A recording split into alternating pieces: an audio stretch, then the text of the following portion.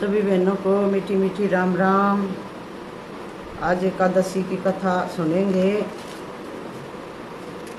श्री कृष्ण गोविंद हरे मुरारी, हे नाथ नारायण वासुदेवा। श्री कृष्ण गोविंद हरे मुरारी, हे नाथ नारायण वासुदेवा।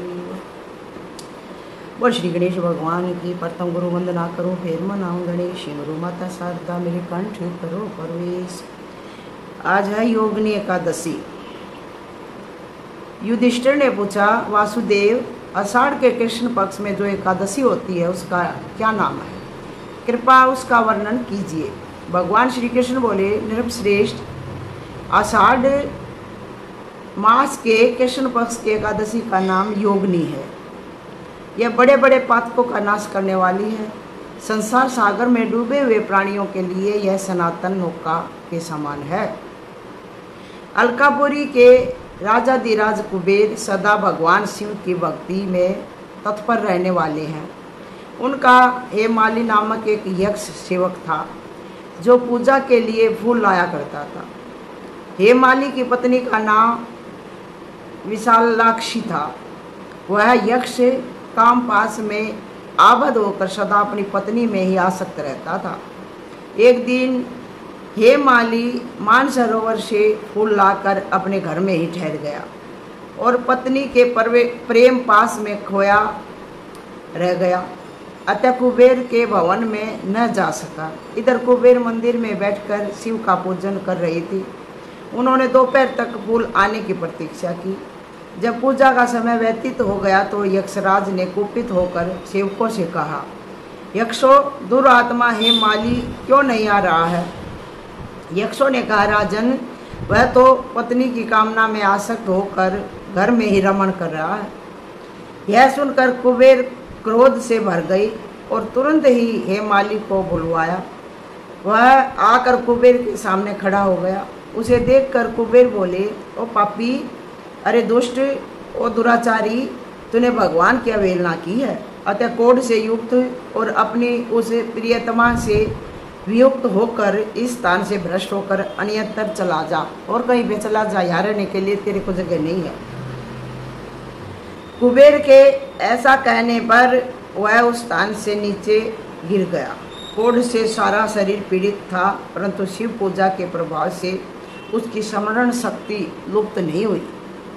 तदंतर वह पर्वतों में श्रेष्ठ मेरुगिरी के शिखर पर गया। वहाँ पर मुनिवर मार्कंडेय जी का उसे दर्शन हुआ। पाप कर्मा यक्ष ने मुनि के चरणों में प्रणाम किया। मुनिवर मार्कंडेय ने उसे भय से कांपते देखकर कहा, तुझे क्रोध के रोग ने कैसे दबा लिया है? पूछने लगे। यक्ष बोला, मैं कुबेर का अनुचर हेमाली हूँ। मैं प्रतिदिन मानसरोवर से फूल लाकर शिव पूजा के समय कुबेर को दिया करता था। एक दिन पत्नी सहवास के सुख में फंस जाने के कारण मुझे समय का ध्यान नहीं रहा। अतः राजाधिराज कुबेर ने कुपित होकर मुझे श्राप दे दिया, जिसे मैं क्रोध से आक्रांत होकर अपनी प्रियतमा से बिछुड़ गया हूँ। मुनि श्रेष्ठ, संतों का चित्त स्वभावतः परोपकार में लगा रहता है। यह जानकर मुझे अधिकारी अपराधी को कर्तव्य का उपदेश दीजिए प्रभु। मार्कंडेय जी ने कहा, तुमने यहाँ सच्ची बात कही है, इसलिए मैं तुम्हें कल्याणप्रद व्रत का उपदेश करता हूँ। संत से कुछ नहीं छुपाना चाहिए। इसलिए उसने यक्ष ने सारी सच बातें संत देवता को बता दी। मार्कंडेय जी को, तुम आषाढ़ मास के कृष्ण पक्ष की योगिनी एकादशी का व्रत करो। इस व्रत के पुण्य से तुम्हारा क्रोध निश्चय ही दूर हो जाएगा। मार्कंडेय जी ने कहा, तुमने यहाँ सच्ची बात कही है, इसलिए मैं तुम्हें कल्याणप्रद व्रत का उपदेश करता हूँ। तुम आषाढ़ मास के कृष्ण पक्ष की योगिनी एकादशी का व्रत करो। इस व्रत के पुण्य से तुम्हारा क्रोध निश्चय ही दूर हो जाएगा। भगवान श्री कृष्ण कहते, राजन, मार्कंडेय जी के उपदेश से उसने योगिनी एकादशी का व्रत किया, जिससे उसके शरीर का क्रोध दूर हो गया। उस उत्तम व्रत का अनुष्ठान करने पर वह पूर्ण सुखी हो गया। नृपश्रेष्ठ, यह योगिनी का व्रत ऐसा पुण्यशाली है कि 88,000 ब्राह्मणों को भोजन कराने से जो फल मिलता है वही फल योगिनी एकादशी का व्रत करने वाले मनुष्य को मिलता है। योगिनी महापापों को शांत करने वाली और महान पुण्य फल देने वाली है। इस महात्म्य को पढ़ने और सुनने से मनुष्य सब पापों से मुक्त हो जाता है। बोले एकादशी महारानी की जय। श्री कृष्ण गोविंद हरे मुरारी, हे नाथ नारायण वासुदेवा। हम भगवत गीता का आज 13वें अध्याय का पाठ करेंगे। श्री मद् भगवत गीता की जय हो। श्री कृष्ण भगवान की जय। भगवान बोले, हे अर्जुन, यह शरीर क्षेत्र इस नाम से कहा जाता है और इसको जो जानता है उसको क्षेत्रज्ञ इस नाम से उनके तत्व का जानने वाले ज्ञानी जन कहते हैं। ये शरीर हमारा क्षेत्र है और इसके अंदर हमारी जो आत्मा है वो क्षेत्रज्ञ इसका जानने वाला है। हे अर्जुन, तू सब क्षेत्रों में क्षेत्रज्ञ अर्थात जीवात्मा भी मुझे ही जान, और क्षेत्रज्ञ और क्षेत्र को अर्थात विकार सहित प्रकृति का और पुरुष का जो तत्व से जानना है वह ज्ञान है, ऐसा मेरा मत है। वह क्षेत्र जो और जैसा है तथा जिन विकारों वाला है और जिस कारण से जो हुआ है, तथा वह क्षेत्र के भी जो और जिस प्रभाव वाला है, वह सब संक्षेप में मुझसे सुन।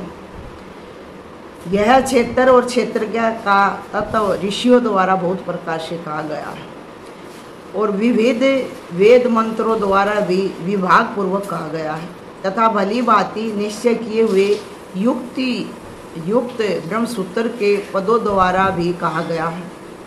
5 महाभूत अहंकार, बुद्धि और मूल प्रकृति भी, तथा 10 इंद्रियों, 1 मन और 5 इंद्रियों के विषय अर्थात शब्द, स्पर्श, रूप, रस और गंध, तथा इच्छा, द्वेष, सुख, दुख, स्थूल देह का पिंड, चेतना और धृति, इस प्रकार विकारों के सहित यह क्षेत्र संक्षेप में कहा गया। श्रेष्ठता के अभिमान का अभाव, दंभाचरण का अभाव, किसी भी प्राणी को किसी प्रकार भी न सताना, क्षमा भाव, मन वाणी आदि की सरलता, श्रद्धा भक्ति सहित गुरु की सेवा, बाहर भीतर की शुद्धि, अंतकरण की शीतलता और मन इंद्रियों सहित शरीर का निग्रह।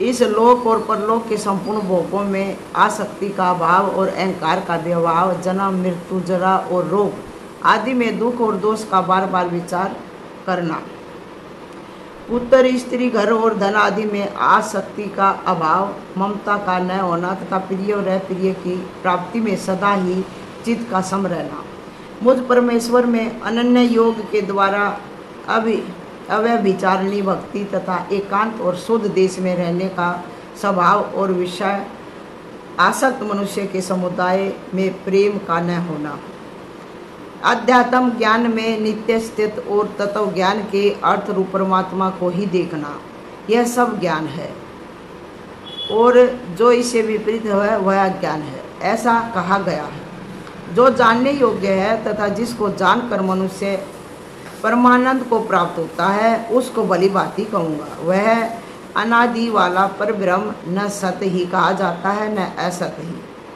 वह सब और हाथ पैर वाला, सब और नेत्र, सिर और मुख वाला तथा सब और कान वाला है, क्योंकि संसार में सबको व्याप्त करके स्थित है। वह संपूर्ण इंद्रियों के विषय को जानने वाला है, परंतु वास्तव में सब इंद्रियों से रहित है तथा आसक्ति रहित होने पर भी सबका धारण पोषण करने वाला और निर्गुण होने पर भी गुणों को भोगने वाला है। वह चराचर सब भूतों के बाहर भीतर परिपूर्ण है और चराचर भी वही है, और वह सूक्ष्म होने से अविज्ञ है तथा अति समीप में और दूर में भी स्थित वही है। वह परमात्मा विभाग रहित एक रूप से आकाश के सदृश परिपूर्ण होने पर भी चराचर संपूर्ण भूतों में विभक्त सा स्थित प्रतीत होता है, तथा वह जानने योग्य परमात्मा विष्णु रूप से भूतों को धारण पोषण करने वाला और रुद्र रूप से संहार करने वाला और ब्रह्मा रूप से सबका उत्पन्न करने वाला है। वह परब्रह्म ज्योतियों का भी ज्योति एवं माया से अत्यंत परे कहा जाता है। वह परमात्मा बोध स्वरूप जानने के योग्य एवं तत्व ज्ञान से प्राप्त करने योग्य है और सबके हृदय में विशेष रूप से स्थित है। इस प्रकार क्षेत्र तथा ज्ञान और जानने योग्य परमात्मा का स्वरूप संक्षेप से कहा गया। मेरा भगत इसका तत्व से जानकर मेरे स्वरूप को प्राप्त होता है। प्रकृति और पुरुष इन दोनों को ही तो अनादि जान और राग द्वेष आदि विकारों को तथा त्रिगुणात्मक संपूर्ण पदार्थों को भी प्रकृति से ही उत्पन्न जान। कार्य और कारण को उत्पन्न करने में हेतु प्रकृति कही जाती है और जीव आत्मा सुख दुख के भोक्तापन में अर्थात भोगने में हेतु कहा गया है। प्रकृति में स्थित ही पुरुष प्रकृति से उत्पन्न त्रिगुणात्मक पदार्थों को भोगता है और इन गुणों का संग ही इस जीवात्मा के अच्छी बुरी योनियों में जन्म लेने का कारण है। इस देह में स्थित यह आत्मा वास्तव में परमात्मा ही है। वह साक्षी होने से उपदृष्टा और यथार्थ सम्मति देने वाला होने से अनुमंता, सबका धारण पोषण करने वाला होने से भर्ता, जीव रूप से भोक्ता, ब्रह्मा आदि का भी स्वामी होने से महेश्वर और शुद्ध सच्चिदानंद घन होने से परमात्मा ऐसा कहा गया। इस प्रकार पुरुष को और गुणों के सहित प्रकृति को जो मनुष्य तत्व से जानता है वह सब प्रकार से कर्तव्य कर्म करता हुआ भी फिर नहीं जन्मता। उस परमात्मा को कितने मनुष्य तो शुद्ध हुई सूक्ष्म बुद्धि से ध्यान के द्वारा हृदय में देखते हैं, अन्य कितने ही ज्ञान योग के द्वारा और दूसरे ही कितने ही कर्म योग के द्वारा देखते हैं अर्थात प्राप्त करते हैं। यह सत्य है, भगवान मिलता है। परंतु इनसे दूसरे अर्थात जो मंद बुद्धि वाले पुरुष हैं वे इस प्रकार न जानते हुए दूसरों से अर्थात तत्व के जानने वाले पुरुषों से सुनकर ही तदन अनुसार उपासना करते हैं और वे श्रवणपरायण पुरुष वे मृत्यु रूप संसार सागर को निसंदेह तर जाते हैं। हे अर्जुन, यावन मात्र जितने भी स्थावर जंगम प्राणी उत्पन्न होते हैं उन सबको तो क्षेत्र और क्षेत्रज्ञ के संयोग से ही उत्पन्न जान। जो पुरुष नष्ट होते हुए सब चराचर भूतों में परमेश्वर को नाश रहित और समभाव से स्थित देखता है वही यथार्थ देखता है, क्योंकि जो पुरुष सब में समभाव से स्थित परमेश्वर को समान देखता हुआ अपने द्वारा अपने को नष्ट नहीं करता, इससे वह परम गति को प्राप्त होता है। और जो पुरुष संपूर्ण कर्मों को सब प्रकार से प्रकृति के द्वारा किए जाते हुए देखता है और आत्मा को अकर्ता देखता है वही यथार्थ देखता है। जिस क्षण यह पुरुष भूतों के पृथक पृथक भावों को एक परमात्मा में स्थित तथा उस परमात्मा से ही संपूर्ण भूतों का विस्तार देखता है, उसी क्षण वह सच्चिदानंद घन ब्रह्म को प्राप्त हो जाता है। ये अर्जुन, अनादि होने से और निर्गुण होने से यह अविनाशी परमात्मा शरीर में स्थित होने पर भी वास्तव में न तो कुछ करता है और न ही लिप्त ही होता है। जिस प्रकार सर्वत्र व्याप्त आकाश सूक्ष्म होने के कारण लिप्त नहीं होता, वैसे ही देह में सर्वत्र स्थित आत्मा निर्गुण होने के कारण देह के गुणों से लिप्त नहीं होता। हे अर्जुन, जिस प्रकार एक ही सूर्य संपूर्ण ब्रह्मांड को प्रकाशित करता है, उसी प्रकार एक ही आत्मा संपूर्ण क्षेत्र को प्रकाशित करता है।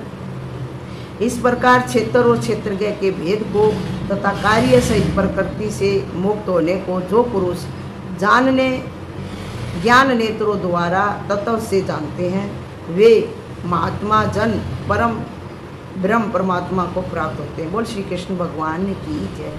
श्री कृष्ण गोविंद हरे मुरारी, हे नाथ नारायण वासुदेवा। श्री कृष्ण गोविंद हरे मुरारी, हे नाथ नारायण वासुदेवा। श्री कृष्ण गोविंद हरे मुरारी, हे नाथ नारायण वासुदेवा।